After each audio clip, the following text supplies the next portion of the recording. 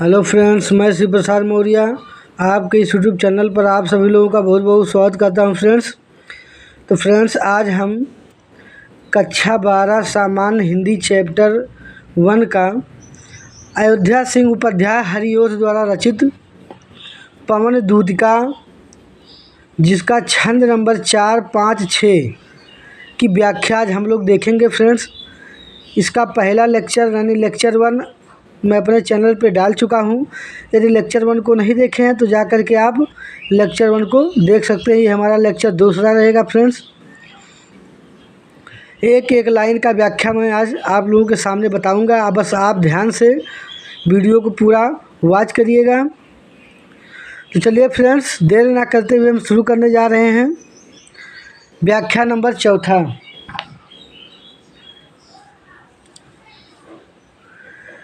लिखा है, ज्यों ही मेरा भवन तज तू अल्प आगे बढ़ेगी, शोभा वाली सुखद कितनी मंज कुंज मिलेगी, प्यारी छाया मृदुल स्वर से मोह लेगी तुझे वे प्यारी छाया मृदुल स्वर से मोह लेगी तुझे वे, तो भी मेरा दुख लख वहाँ जाना विश्राम लेना, जो ही मेरा भवन तज तू अल्प आगे बढ़ेगी, शोभा वाली सुखद कितनी मंज कुंज मिलेगी, प्यारी छाया मृदुल स्वर से मोह लेगी तुझे वे, तो भी मेरा दुख लग वहाँ न जा विश्राम लेना। देखिए फ्रेंड्स, ये क्या हो रहा है कि जब पवन को श्री राधिका जी दूध बनाकर भेजती हैं भगवान श्री कृष्ण के पास, तो उनके रास्ते में क्या क्या मिलेगा उसके बारे में वो बताती हैं राधिका रानी जी। उसी का वर्णन हरिओध जी इस छंद में कर रहे हैं। कह रहे हैं, राधिका जी कह रहे हैं कि ज्यों ही मेरा भवन तज, ज्यों ही माने जैसे ही, मेरा भवन माने मेरा घर, तज माने छोड़कर, तू अल्प, तू माने तू, अल्प माने थोड़े से, आगे बढ़ेगी थोड़ी दूर जाएगी। हे पवन, जैसे ही मेरा भवन त्याग कर मेरे घर को छोड़कर थोड़ा दूर आगे बढ़ेगी, तो शोभा वाली सुखद, शोभा वाली सुखद यानी सुख देने वाली, सुंदर से सुंदरता से भरपूर, कितनी मंजू, मंजू माने सुंदर, शोभा वाली और सुख देने वाली कितनी सुंदर सुंदर कुंजे मिलेंगी। कुंजे माने बाग बगीचे मिलेंगे। प्यारी छाया मृदुल स्वर से, और उन वृक्षों से, उन बाग बगीचों की जो सुंदर छाया है, प्यारी छाया और मृदुल स्वर से और कोमल स्वर मोह लेगी तुझे वे, वो तेरे मन को मोहने का प्रयास करेंगी। कौन?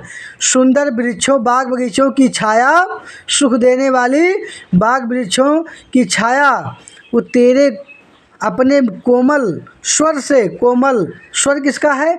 बाग बगीचे में बहुत सारी पक्षियाँ रहती हैं, तो उन पक्षियों के स्वर की बात कर रहा है कि उन बाग वृक्षों की छाया और उन पक्षियों की कोमल स्वर वो तेरे मन को मोह लेंगी। लेकिन तो भी मेरा दुख लख, तब भी मेरे दुख को देखकर, लख माने देखकर, वहाँ जाना विश्राम लेना, वहाँ आराम करने मत लगना। अब हम लोग अगला व्याख्या देखते हैं फ्रेंड्स। आई होप कि ये वाला आपके समझ में आ गया होगा। बहुत ही आसान व्याख्या फ्रेंड्स, घबराने की बात नहीं है। मैं एक एक शब्द का पोस्टमार्टम करके बता रहा हूँ। अब आगे क्या हो रहा है? थोड़ा आगे सरसरों का धाम शत पुष्प वाला, अच्छे अच्छे बहुद्रुम लतावन सौंदर्यशाली, प्यारा वृंदा विपिन मन को मुग्धकारी मिलेगा, आना जाना इस विपिन से मुँह मान न होना, आना जाना इस विपिन से मुँह मान न होना। फिर क्या कह रही है पवन, थोड़ा आगे सरस रव का, जब तू और आगे थोड़ा सा आगे बढ़ेगी तो सरस रव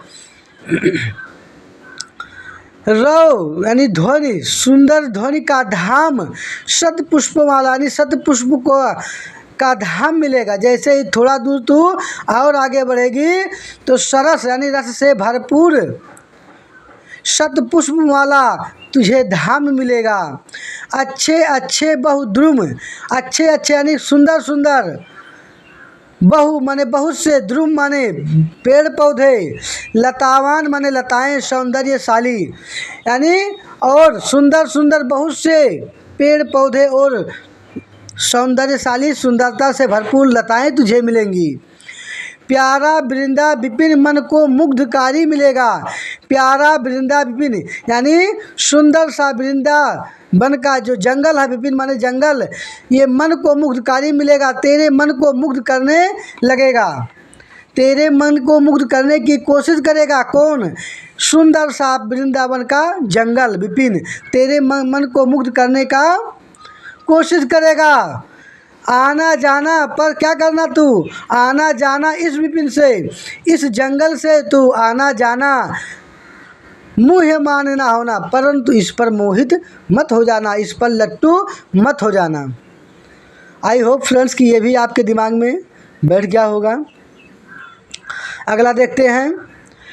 जाते जाते अगर पथ में क्लांति कोई दिखावे, तो जाके सन्निकट उसकी क्रांति को मिटाना।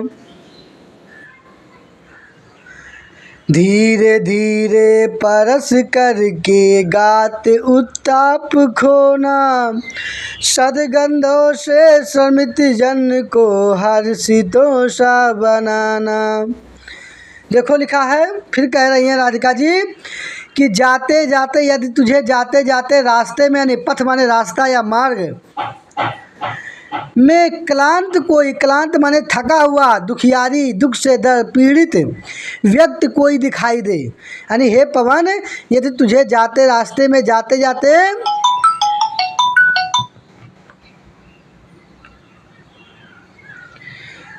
यदि रास्ते में जाते जाते कोई थका हुआ दुखियारी व्यक्ति तुझे दिखाई दे, तो जाके सन्निकट, तो उसके पास जा चले जाना और उसकी क्लांतियों को मिटा देना, यानी उसकी जो परेशानी है, पीड़ा है, दुख दर्द है, उसके पास जा कर के उसके पीड़ा को समाप्त कर देना।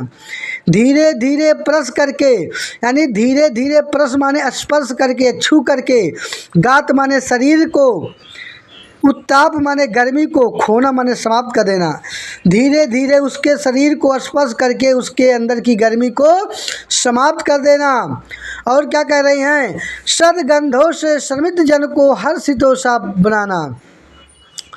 और जो थके हुए श्रमित जन, यानी जो थके हुए लोग हैं, उनको अपने सुगंधों से, सदगंधों माने अपने खूबसूरत सुगंध से, अच्छी अच्छी सुगंध से उस थके हुए व्यक्ति को हर्षितों सा बनाना, प्रसन्नचित कर देना, अर्थात उसको दुखी था तो उसको बाद में सुख प्रदान कर देना। तो आई होप फ्रेंड्स कि यह वीडियो आप लोगों को अवश्य पसंद आया होगा। ये व्याख्या मैं जो बहुत ही सुंदर तरीके से समझाने की कोशिश किया हूँ, आपके दिमाग में ज़रूर बैठा होगा।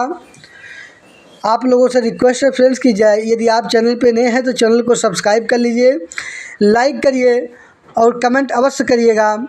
और हाँ, यदि आप कक्षा 12 की तैयारी करना चाहते हैं मेरे चैनल से जुड़ करके, तो मेरे चैनल को सब्सक्राइब जरूर कर लेना, ताकि मैं जैसे ही वीडियो डालूँ उसका नोटिफिकेशन आपके पास तुरंत पहुंच जाए। चलिए फ्रेंड्स, जय हिंद, जय भारत।